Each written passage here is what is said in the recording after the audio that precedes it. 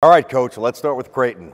Big win, great performance. You've been around the game a long time. 24 assists, 3 turnovers. I mean, you can't play a lot better than that. No, offensively as well as defensively. You know, we did a great job on their key players. Ashworth as well as Shireman. We locked it down. And certainly when you play great at both ends, it's a very rewarding night. We really only had 2 live ball turnovers in the game. Executed really well, ball movement, player movement.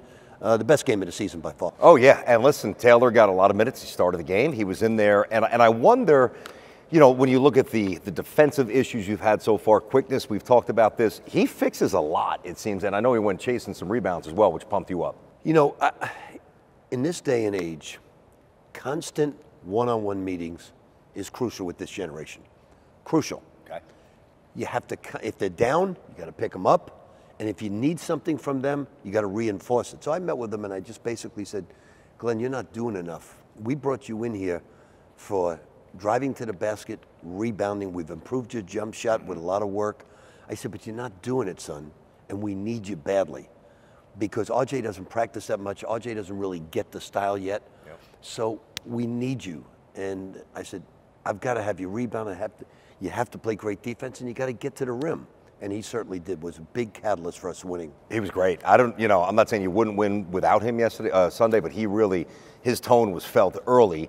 So you got to talk to these kids, keep them mentally engaged, something you've done with Simeon Wilcher as well. 3 buckets, 3 jump shots, all pure. Whatever you've said to him to, get him up the road here without consistent minutes, seems to work. Why constant meetings? Why? Because social media today, these guys get on social media and they read coaches telling them they're not laterally quick. Mm-hmm. So you have to, you have to reinforce, great chemistry is when love and discipline come together. Okay. And you have to reinforce what you want out of them, as well as, I've been telling Sim, look, you're learning behind DJ. What a great experience. And somebody's gonna learn behind you. I said, I don't care if we bring in Magic Johnson. You're starting next year. That's your spot. Now, whether you keep it or not, it falls on your shoulders. Yeah. But nobody's coming in because of your loyalty, your humility, the way you've rooted against it. That's your spot. 1 or 2. I don't know which one's going to be because you can play both.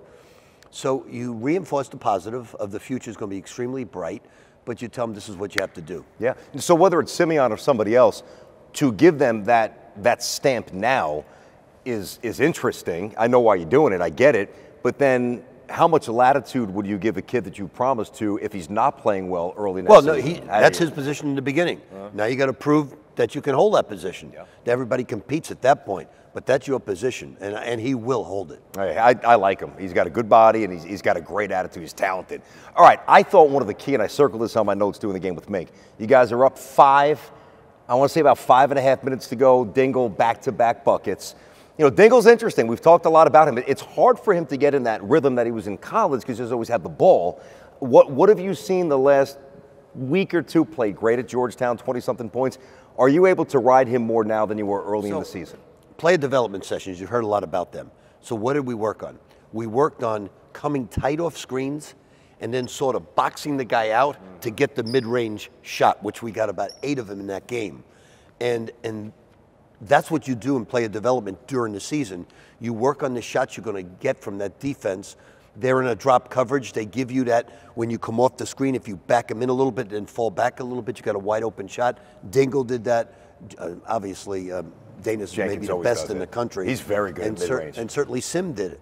So Dingle's getting better and better. Dingle's improving a lot, and he's a fifth-year guy. Yep. Because he didn't do a whole lot with reading screens and dislodging the man, playing better defense. So he's doing that in this game and in that game, and certainly he's improving because of it. What do you think about the atmosphere? And we'll get to the white suit in a second, which, spoiler, the atmosphere looked good. was great.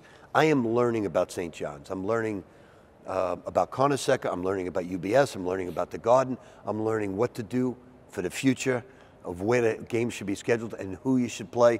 Like one of our things is going back to Chris Mullen. What he did is no weekend games, no weekday games in the Garden. Yep. no weekday, weekends only in the Garden. Yeah. And then how many we play, it still remains to be seen. We're hoping Carnesecca is going to be renovated immediately. If it is, we got to play more games there. Help me with this here, because I don't think, maybe I'm missing something.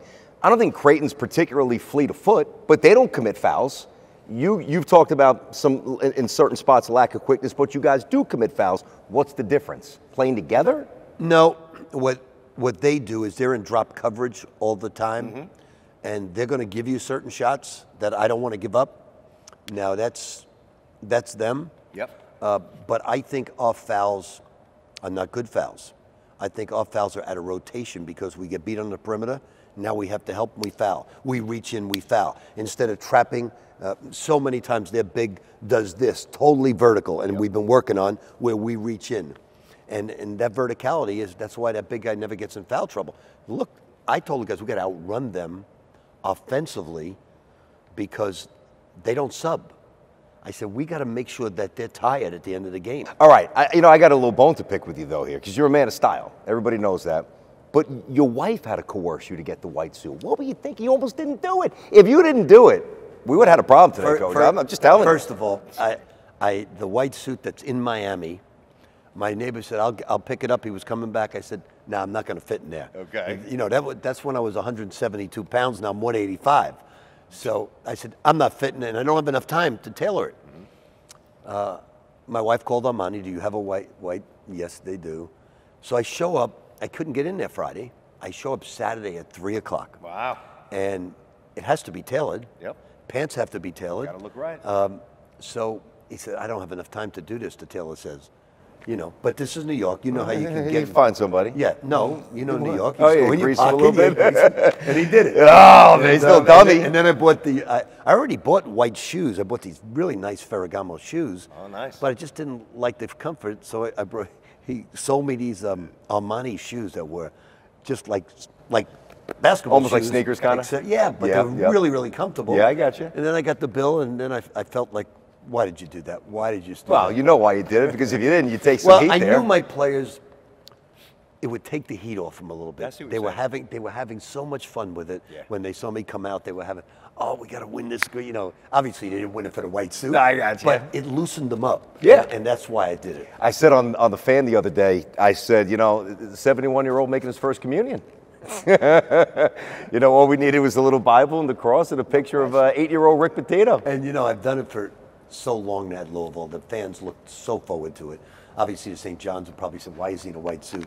No, they know. I remember I asked you like episode 1 or 2, and he said, we'll see what happens, and he delivered. So when you walk out, because they put you on the Jumbotron, they got Jay-Z's song, New York, like what does it feel like? Everybody's looking at you. That's got to feel pretty, you're a New York guy. It's got to feel amazing. Yeah, you're a little self-conscious in a white suit. I'm sure. Rick, that was a great job against Creighton. It was a lot of fun. Big win. Little life in the program now. We got a chance to get this thing going. Let's keep it moving, man. Let's go. You know why the fans were so excited? Because we were playing great basketball. Yep. That's what gets fans excited. Great defense, great offense.